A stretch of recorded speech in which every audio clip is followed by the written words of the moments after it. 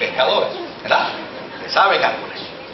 Entonces, pero fíjese que ellos habían venido precisamente de haber pescado. Estaban lavando las redes. Ya era de día. La noche había pasado. Y ahora Jesús le dice a Simón, vamos a entrar a la profundidad del lago y allí ahora lanza de nuevo tu red. Y Simón le responde a este señor, le responde como lógicamente hubiera respondido cualquier pescador. Mira, nosotros vinimos toda la noche aquí a pescar y llana y sencillamente no pescamos nada. Es decir, dentro de lo que es posibilidad, nosotros no logramos pesca. Pero tal parece que la mirada de Jesús afirmaba con su rostro lo que ya había ordenado. Y Simón Pedro no tiene otra alternativa que decirle a Jesús, sin embargo, porque tú me lo pides, porque tú me lo requieres, yo voy a tirar la red al agua. Y desde luego, cuando lo hicieron, las redes se llenaron de tantos peces. Note bien, no había posibilidad de pesca, era de día. En la posibilidad no habían pescado. Ahora en la imposibilidad están pescando. Yo creo que eso es un buen mensaje para nosotros si queremos tener una visión evangelística. La pesca en el Señor se hace, no en las probabilidades. La pesca en el Señor se hace precisamente en los momentos donde tal vez creemos que no hay probabilidad. Yo recuerdo una vez cuando tendría tal vez yo unos 7 años, mi papá me tomaba de la mano y me llevaba a un área donde había un montón de bares y me colocaba frente a los bares en una esquinita con un puñado de tratados en la mano. Él se iba a una esquina a velarme y me decía, Moisés, aquí en esta esquinita empieza a repartir tratados. Y él desde una esquina entonces me observaba. Desde luego no se me olvidará aquel día cuando yo le di a aquel tratado a aquel hombre que venía de uno de los bares y no tomó en consideración mi inocencia, no tomó en consideración mi infancia, no tomó en consideración lo que yo estaba dando. Simplemente lo miró así y dijo, yo no necesito esta porquería, lo estrujó y lo tiró al piso. Yo hoy me imagino cuánta adrenalina tuvo que haber pasado por el corriente sanguíneo de mi papá. Cuánto coraje tuvo que haber pasado, cuánta indignación, cuánto enojo. Pero sin embargo, mi padre cruzó la calle, vino donde mí y me dijo, no te preocupes, Moisés, recógelo. Y yo lo recogí, me dijo, dámelo acá. Y él con su mano lo planchó. Y me dijo, si él no lo quiere, espera el próximo tal vez lo necesita. Y yo le di el mismo tratadito al próximo.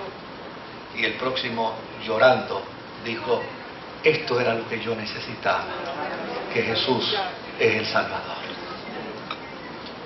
La pesca, esta historia de la pesca nos hace entender esto. A usted no lo han llamado a ser pescador especialista. A usted y a mí nos ha llamado a lanzar la red.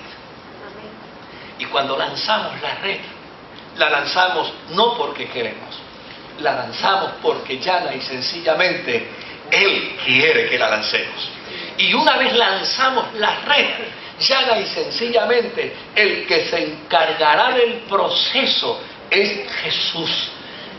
Y Él sabrá hacer el milagro dentro de ese proceso, no dentro de las posibilidades. Mire, yo le pudiera decir cosas a usted que tal vez usted a lo mejor hasta se escandalizaría conmigo. Mire, yo he estado días orando y ayunando para ir a predicar a un lugar. orando y ayunando. Yo he estado en días, varios días ayunando, porque voy a predicar en un lugar, y cuando he salido de ese periodo, óigame, bueno, ya el Señor me rompió ese esquema, pero cuando he salido, yo creo, y he dicho, cuando yo empiece a hablar, la gente se caerá. Cuando yo empiece a hablar, la gente llorará, la gente gritará. Óigame, pues yo he llegado y yo he predicado, nadie lloró, nadie gritó y nadie se convirtió. Y yo he salido de allí frustrado. En otras ocasiones he estado todo un día ajetreado. No he tenido tiempo para orar. No he tenido tiempo para hacer nada. De momento, un pastor me ha llamado y me ha dicho: Moisés, tengo un problema. ¿Cuál es el problema? Me dice: chico, que invité a un predicador para que viniera y el hombre me ha llamado y se ha excusado. Chico, pero búscate a otro, porque a conciencia yo ni he orado. Yo lo que he pasado son malos ratos ese día. Yo he pasado coraje ese día. Yo he peleado hasta con mi sombra. Mira, búscate a otro. Pero Moisés, a esta hora, chico, dame esa manita, dame esa ayuda. Hoy por ti, mañana por mí.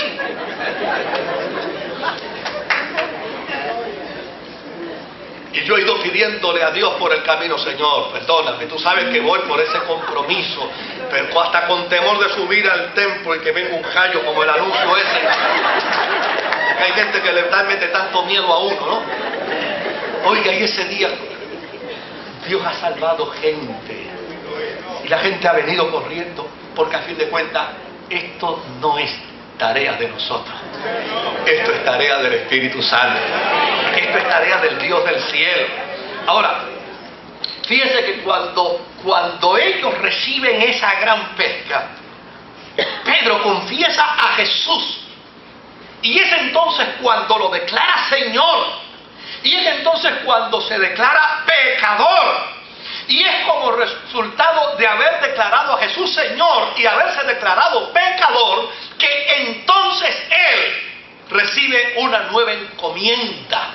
De ahora en adelante no serás más pescador de peces, sino que de ahora en adelante serás pescador de hombres. Porque déjeme decirle algo: quien no haya experimentado en carne propia las consecuencias del pecado, y quien no haya reconocido en Jesús la alternativa para su pecado, jamás podrá recomendar el Evangelio a otros. Jamás. Por esa razón es que quien más convicción tiene de su pecado, y quien más convicción tiene de que ha sido la gracia de Dios quien lo ha alcanzado para perdonarle su pecado, es el que mejor evangeliza. Es el que mejor habla del Señor. Es el que más pasión tiene. Es el que más deseo tiene de que otros vengan al conocimiento de la verdad. El que da de manera fortuita su salvación se convierte en un tipo de pescador que yo estaba leyendo. Hay un tipo de pescador que le preguntan: ¿cuál es tu secreto de pesca? ¿Y sabe cuál es su secreto de pesca? No decirle a nadie dónde pesca.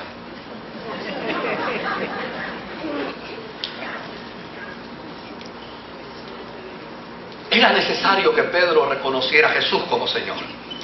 Y era necesario que se declarara pecador. Porque para ser pescador de hombres, hay que saber lo que duele el pecado. Hay que saber lo que se victimiza en el pecado. Hay que saber lo doloroso y agobiante que es el pecado. Hay que entender cuán doloroso es estar separado de la comunión con Dios. Y hay que saber cuán dulce es la gracia cuando nos alcanza y nos trae mediante Jesucristo a nuestra relación con Dios. Es de esa forma como el hombre y la mujer se pueden convertir en pescadores de almas. Ahora, esta historia nos puede enseñar tres cosas fundamentales. La primera de ellas es que Dios es el que ve dónde están los peces. ¿Y sabe algo? Los peces están en el mar. Los peces están en el lago. Dios sabe que allí están. Jesús dijo que los sanos no necesitan ¿qué? No necesitan medicina. Los que necesitan medicina son los enfermos. Los que necesitan la gracia son los pecadores. De hecho, para alcanzar la gracia, el primer requisito es ser pecador. Si no se es pecador, no se alcanza la gracia. Si no se confiesa el pecado, no se alcanza el perdón. Esa es la enseñanza que nos da esta historia. Número 2, más se necesita gente con el corazón de pescador.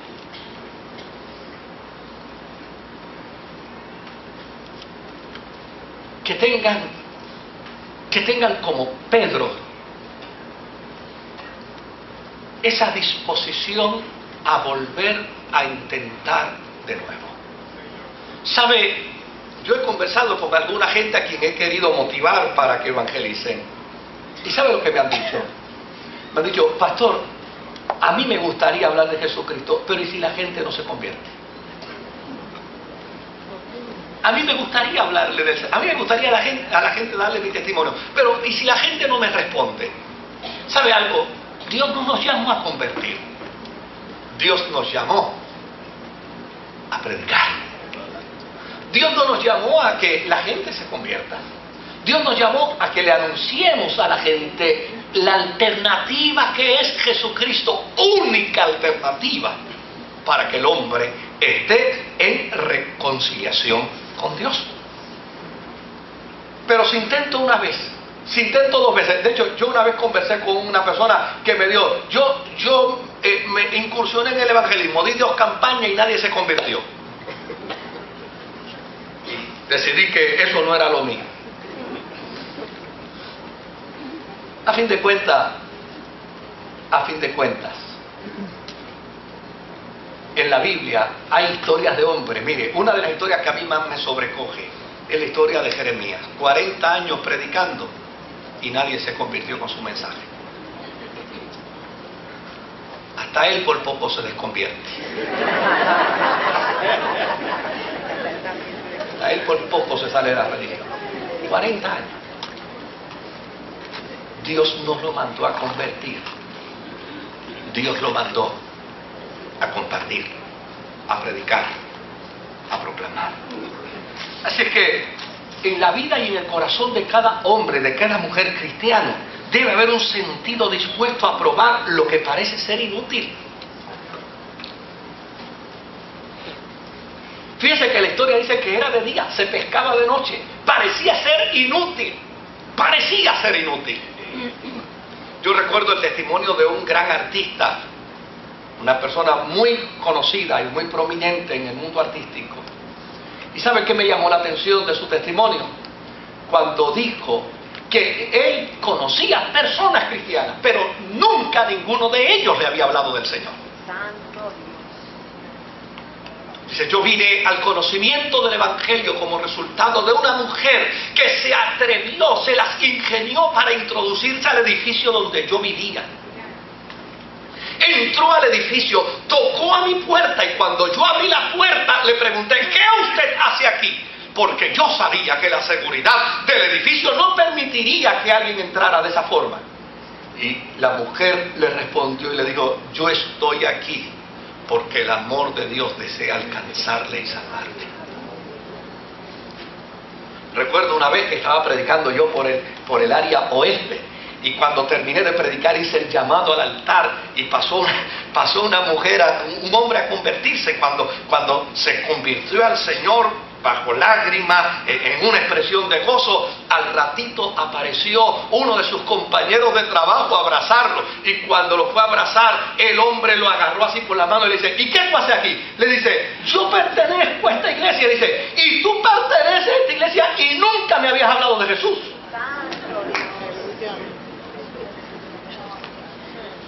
Yo quería que la tierra me tragara. Oye, decía, Dios mío, qué vergüenza. Tú perteneces a esta iglesia y nunca me hablaste de Jesús, nunca me hablaste del Señor. En la vida de cada hombre, de cada mujer que sirve a Dios, debe haber un espíritu dispuesto a probar lo que parece ser inútil.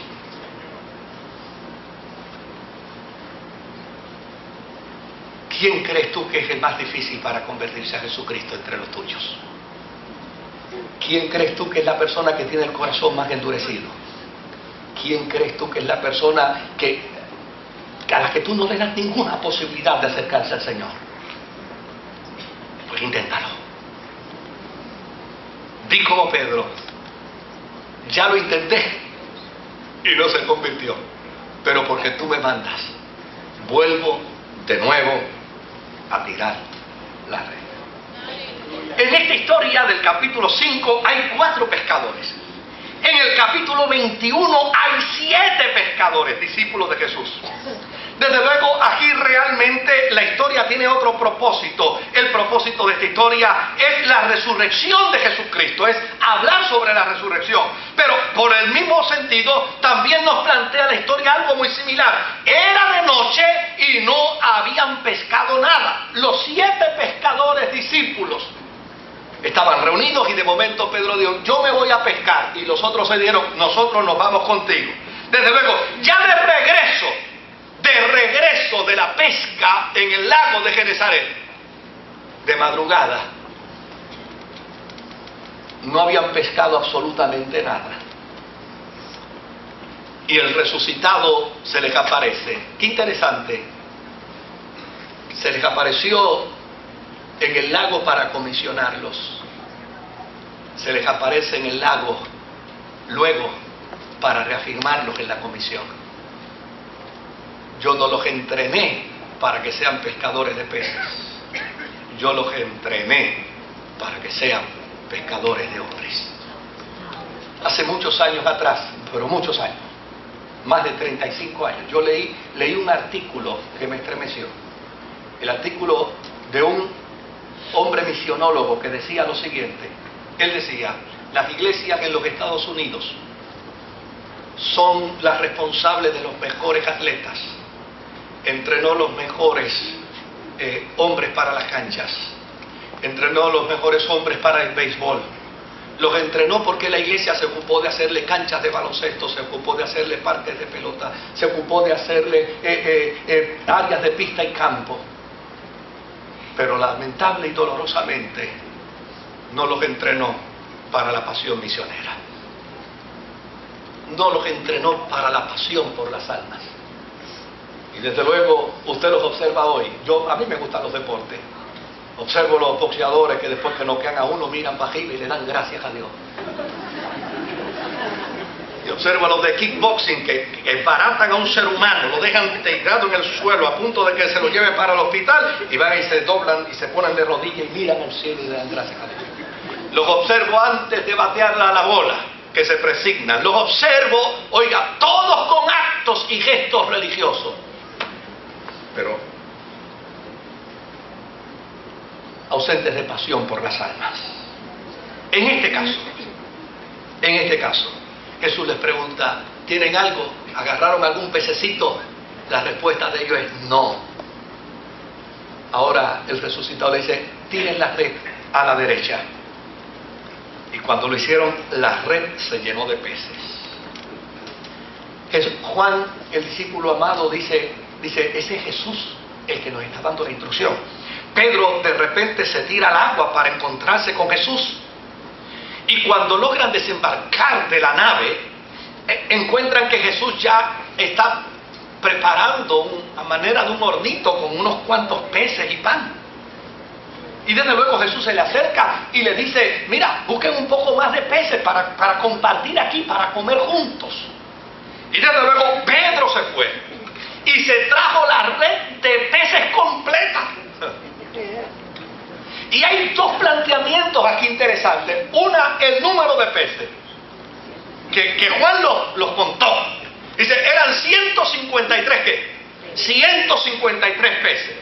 Pero hay una nota juntamente con ella. Dice que la red no se rompió. Desde luego, a Juan no le interesa ni contar los peces. A Juan le interesa dar un mensaje detrás de esa historia. ¿Qué es lo que nos plantea? Número 1, demostrar que la resurrección de Jesús va más allá del planteamiento frívolo de la gente de aquel tiempo, que decían que lo que estaban teniendo eran visiones, que lo que estaban viendo era un fantasma. No, el Jesús que resucitó era un Jesús que podía comer y que podía interactuar con los seres humanos. El mensaje El mensaje que Juan quiere decirnos es que de la misma manera que Jesús llamó a sus pescadores para que fueran pescadores de hombres, ahora llega resucitado para hacerles saber: no vuelvan a la tarea secular, manténganse en el compromiso del reino.